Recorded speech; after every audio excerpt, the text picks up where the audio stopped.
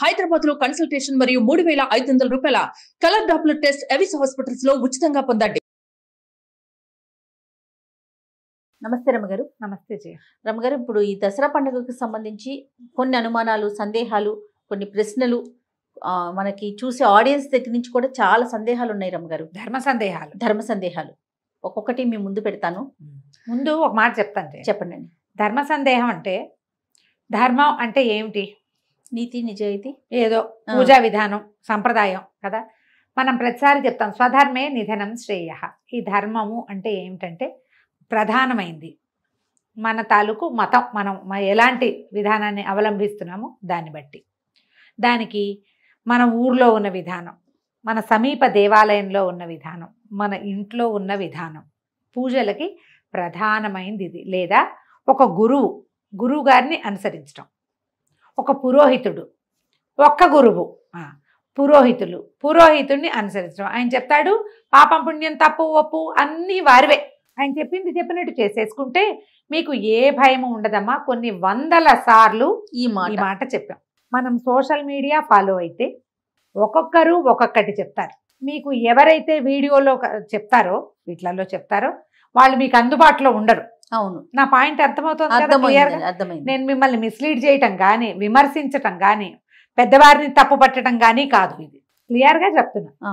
వారు మీకు అందుబాటులో ఉండరు. మీకు ఈ విధానంలో వందల అనుమానాలు వస్తాయి. అవును, ఎందుకంటే అది మీది కాదు, ఆయన ఎవరో చెప్పింది చేస్తున్నారు మీరు. అప్పుడు మీరుకి ఎంత భయంగా ఉంటుందమ్మా కదా. అవును రాము గారు. అందుకని వాటికి వెళ్ళకండి. మీకు అందుబాటులో ఉండే వాళ్ళ చెప్పింది చేసుకోండి. తప్పకుండా. పూజల్లో ఎందుకంటే మీరు భయపడి జీవితాన్ని దుర్భరంగా చేసేసుకుంటున్నారు చాలా మంది. ఆ కాంప్లికేషన్ జోలికి వెళ్ళద్దు. ఇప్పుడు మన డౌట్లలోకి వద్దాం. కలశం పెట్టుకుంటాం కదండి, కలశానికి ప్రత్యేకించి ఏమన్నా పూజ చేయాలా, నివేదన పెట్టాలా, అసలు కలశాన్ని మనం ఎలా తయారు చేసుకోవాలి? దేవి భాగవతంలో కలశం గురించి ఒక వివరంగా చెప్తారు.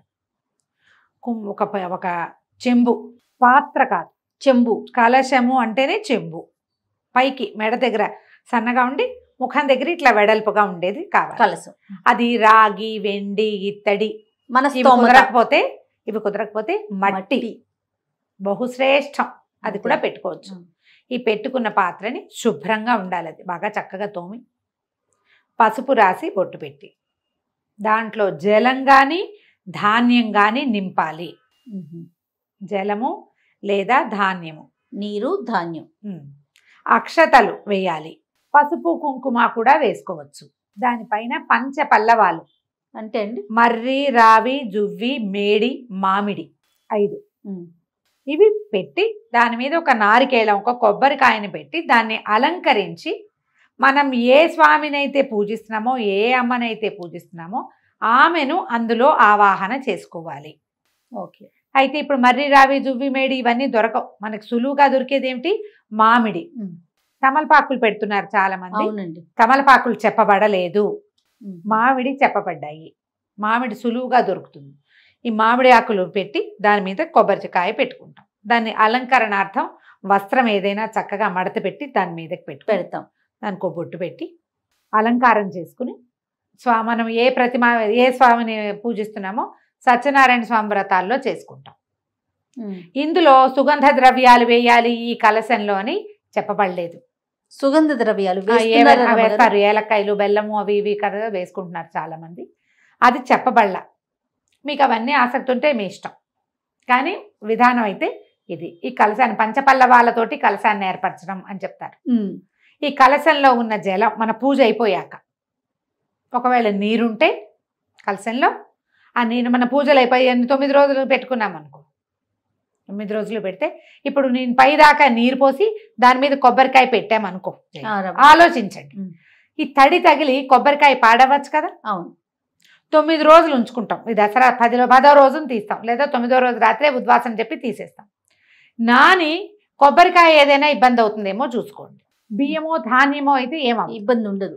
ఒక రోజు అయితే మనం 3 రోజులైనా కొబ్బరికాయ నీరు పోసి పెట్టుకోవచ్చు. గంగాజలం పోయటం చాలా శ్రేష్టం. అంత గంగాజలం ఉండాలిగా మన దగ్గర. అదే కదా. అక్కడి నుంచి అయిపోయిన తర్వాత జలాన్ని ఇంట్లో మనం పవిత్రం చేసుకుని మన ఇంట్లో చల్లుకోవటం, మొక్కల్లో పోసుకోవచ్చు. బియ్యం గనక పోస్తే చక్కగా వండేసుకోవచ్చు. ఏమీ భయం లేదు. అది ప్రసాదంగా భావించద్దు. వండుకొని మనం తినచ్చు. అక్కడి నుంచి ఈ కొబ్బరికాయ ఏం చెయ్యాలి, మనం మండపారాధన చేసి ఎవరైనా పురోహితుడికో బ్రాహ్మణ దానానికో వాయన దానం లాగా ఇస్తే గనక కలశం మీద కొబ్బరికాయ కూడా వారికి ఇచ్చేయచ్చు. ఒకవేళ అలా ఇవ్వలేదు, మనమే ఉంచుకున్నాం, కొబ్బరికాయను కొట్టి ప్రసాదంగా స్వీకరించవచ్చు. ఆ కొబ్బరికాయను అలాగే దాచాలి, పూజలోనే ఉంచుకోవాలి అనుకోకండి. కొబ్బరికాయలు అవి పూజలో ఉంచుకుంటే కొన్నాళ్ళకి పాడవచ్చు, ఎండిపోవచ్చు. ఆ డొలక ఏం చెయ్యాలి, ఆ డిప్ప ఏం చెయ్యాలి, డిప్ప కూడా ప్రసాదమే, అలా భావించదమ్మా. అన్ని కాంప్లికేషన్స్ చేసుకోకండి. పైన మనం జాకెట్ ముక్క రవిక పెడతాం కదా, దాన్ని ఏంటి రమ్మగారు, దాన్ని మనం పురోహితుడికి ఇస్తే రవిక పట్టు కూడా వారికి ఇచ్చేస్తాం. లేకపోతే మనం కుట్టించుకోవచ్చు. ఓకే, మనం కుట్టించుకోవచ్చు.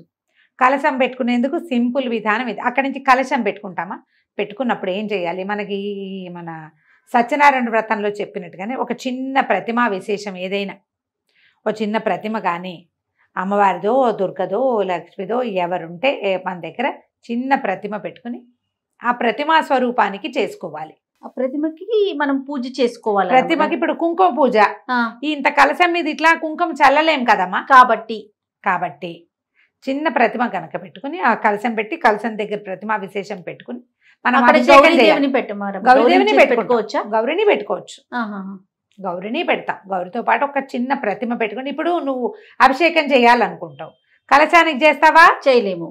గౌరీదేవి పసుపుతో చేసిన గౌరికి చేయలేకపోతాం. ఇప్పుడు ఎవరికి చేయాలి, ప్రతిమకి. ఒక చిన్న ప్రతిమ మీరు ఒక బంగారుదో వెండిదో రాగి అమ్మవారివి రాగివి దొరుకుతాయి, చిన్న త్రిపుర సుందరి అవి వేసి వెనకాల శ్రీచక్రం వేసినవి, అటువంటిది ఏదైనా ఒకటి తెచ్చి పెట్టుకోండి.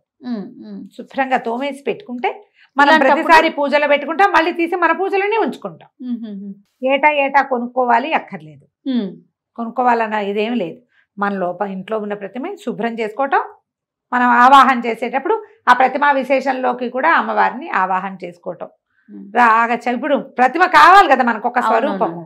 ఆవాహన అంటే ఒక విషయం అమ్మగారు, ఇప్పుడు మనకి బయట ప్రతిమలు కనిపిస్తా ఉన్నాయి, కలశం మీద పెట్టడానికి అమ్మవారి ముఖంతో చక్కగా మొత్తం పూర్తిగా అన్ని ఉన్నట్లుగా, ముఖం కళ్ళు ముక్కు అన్ని శరీరవయవాలతో ఉన్నట్లుగా కనిపిస్తా ఉన్నాయి. అది పెట్టుకునేటప్పుడు ఏమైనా ప్రత్యేకమైన నియమాలు పాటించాలా, అది ఎవరిమైనా పెట్టుకోవచ్చా? అవి కొత్తగా వచ్చినాయి కదా జయ, అదేంటంటే స్పాంజిలు కూరి, గుడ్డలో స్పాంజ్ కూరి చేసింది. ఊరికే అలంకరణార్థమేనమ్మా, అలంకారం కోసమే. మీరు అలంకరించుకున్న దాన్ని ఒక స్వరూపంగా మీరు అనుకుంటున్నారు, తర్వాత అన్ని తీసేస్తారు ఏ ముక్క కా ముక్క, అవునా కాదు? అవును రమ్మ గారు. ఇప్పుడు అందుకని దాని బదులు జల కలశం పెట్టుకోండి. మీకు కావాలంటే, మీకు ప్రతిమ మీద ఆసక్తి ఉంది, ఇట్లా చక్కగా అలంకారం చేసుకో పెట్టుకో. అక్కడ నువ్వు పసుపులు కుంకాలు విసరవు, వేయలేకపోతాం. పువ్వులు వేసుకో, పువ్వులు పెట్టి చక్కగా అలంకారం చేసుకుంటాం. మీరు అలంకారణార్థం చేసుకునే ప్రతిమ వెనకాల ఇక్కడ కలశం, కింద చిట్టి ప్రతిమ ఏదైనా, కాసు రూపు, చిన్న అన్నపూర్ణాదేవి విగ్రహాలు ఉంటాయి అది పెట్టుకోవచ్చు, లలితాదేవి విగ్రహాలు ఉంటాయి ఇంతవి, లేదా ఇంత కాసు బంగారు కాసు 1 గ్రాము ఒట్టి కాసు కొనుక్కోండి, రింగ్ ఉన్నది కాకుండా 1 గ్రామ్తో అన్ని పూజలు ఆవిడకే చేసుకోండి. నైవేద్యాలు ఏమైనా ప్రత్యేకించి పెట్టారా రమ్మగారు కలశం పెట్టినప్పుడు? దసరా నైవేద్యంలో అన్న నివేదన ఎలాగూ చేస్తాం కదా జయ.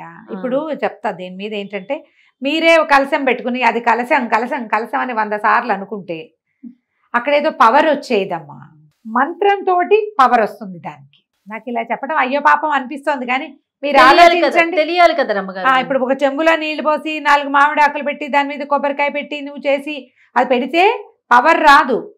ఆ పవర్ రావడానికి కావలసిన సాధనం ఇది.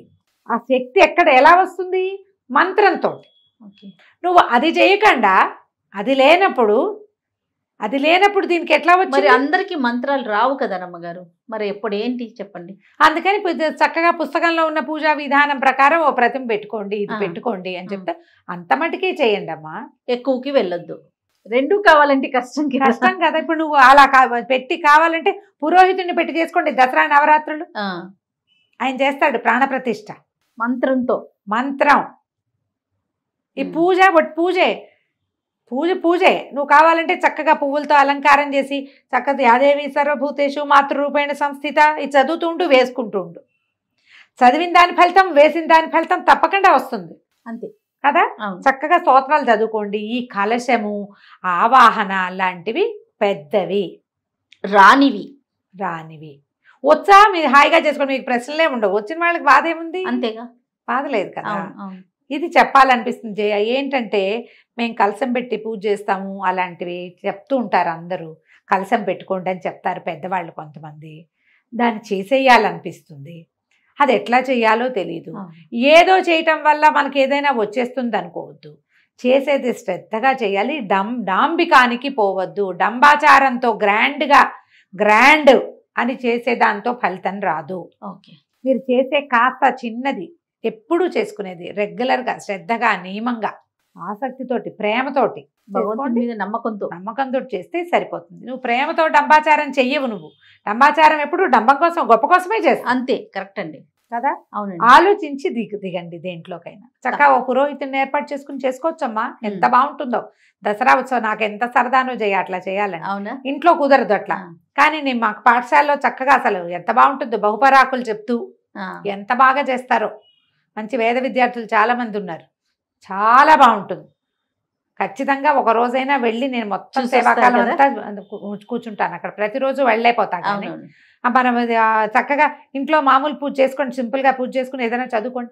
సాయంకాలం ఏ శంకర మఠానికో ఏ దేవాలయానికో వెళ్ళి మొత్తం పూజ అంతా చక్కగా మంత్రం చక్కటిది వినండి. ఆ పవర్ అందులో ఫీల్ అవుతారు మీరు. అవును, ఒక స్పెల్ లాగా ఉంటుంది, అందులోకి వెళ్ళిపోతాం.